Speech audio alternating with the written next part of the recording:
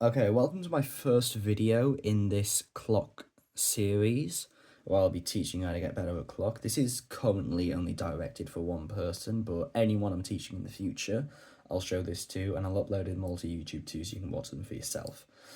I'm going to assume you already know how to solve a clock in this video, so I'll just be going through some improvement tips and what you can do to get, let's say, sub 10 on a clock with the flip method.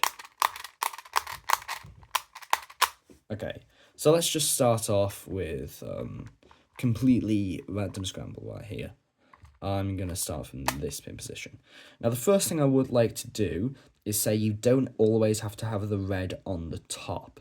You just need to know where the red is. So if you have the red on the side, when you're orienting the cross, just put it to the side and then flip over and do the same on the other side once you've done corners. So just like this. So red on being on the top is not necessary. I'll do another scramble for that now.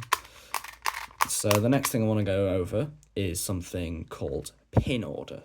Now, pin order is slightly different to how you normally do it. Most tutorials, especially for the beginner's method, will say 2 up, match, and keep doing 2 up, move skip there, until the cross is solved. But with this specific pin order that you need to memorize, it makes it a lot easier. You have to do a lot less pins up, because having the more pins up actually makes the clock harder to turn. If you try doing that compared to like doing this, you'll know. So you start off with the bottom right up, and then you match that to there. So bottom right, match these two. Then you go top right and match these two to that, like so. Then top left, these three to here, like so, building this block, all the top ones up, match this part, and then all the pins. You think I was going to get you there. Nope, you want to put that one down. Let that sink in.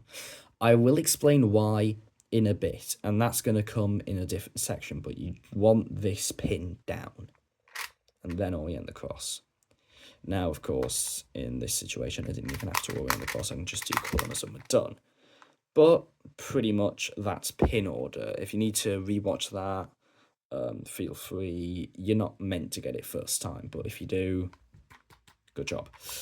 Anyway, next section, let's just go straight into it.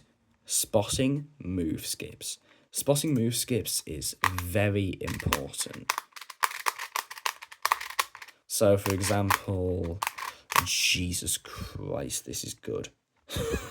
What is this? Okay. So, for example, spotting move skips is just knowing that if I do the solution from here, it's just not going to be very good. So you want to be able to move your clock around and just do the solution from different angles. So from here, what I'm going to see is this. And if I hold it from here, having the red on the side, if I just do that to match all of this, then that, and then that solves the cross in 3 moves. And flip over. This is an interesting one. I'm not too sure if I'm going to go over this specific cross case here. I'll put it in a different section in the video, but you'll do just the normal way you do it, and you wouldn't have to turn the bottom layer at all because this is skipped. And that's off the corners. Speaking of skipped, there's a lot of different things that you can skip in a clock solve. And I'm going to go over a handful of cases. It's probably going to be about 4 or 5 that you should be able to recognize when you're doing clock. The first one to go over, which I feel is probably the most important one, is corner skips. Now, believe it or not, you can actually predict if you're going to skip a corner before you even get to the corner stage. So what you'll do is you need to see this right here. If you can see something like this, you are golden. You can skip a corner. Now, this does not count. Actually, no, that does count. This does not count because no matter where you hold it from, it will never be able to be on the left facing upwards like that. So you want it to look like this from a specific angle. If you can't do that, it's not right, and you can't do this thing. So basically, you'll do your pin order that I taught you. That, this, that, and this. Now, remember when I said put the pin down? This is where that comes in. You flip the clock, and then when you do the pin order again, that, skipped a move there, the corner is solved. Or, let's go. Okay. So, that is corner skips for you right there. You can force them. This skips a move, and yeah, it skips a move. It's very good to know how to do this. This is one of the main things that will get you sub 10 if you're doing flip. Okay, let's do some more. Okay, next one I'll go over is a little harder to spot, but it's when you have these two right here. What you want to do is you want to hold that on the top left, so that when you do your cross, you skip another move, because in just one move you have all of that, and then you can just do the rest of it, flip it over. And yeah, so skips with that one and that one, if they're facing the same way, very good. You can skip a move. Let's do another. This is the most important skip of your life. That's pretty much it. Basically, you just hold it at the top and you will not have to turn the bottom layer. This is so good because turning the bottom layer is absolutely dreadful. I mean, if you're like a 7decimal solver, it's really easy because you just practice it. But when you're only using flip, bottom layer moves are something you desperately want to avoid.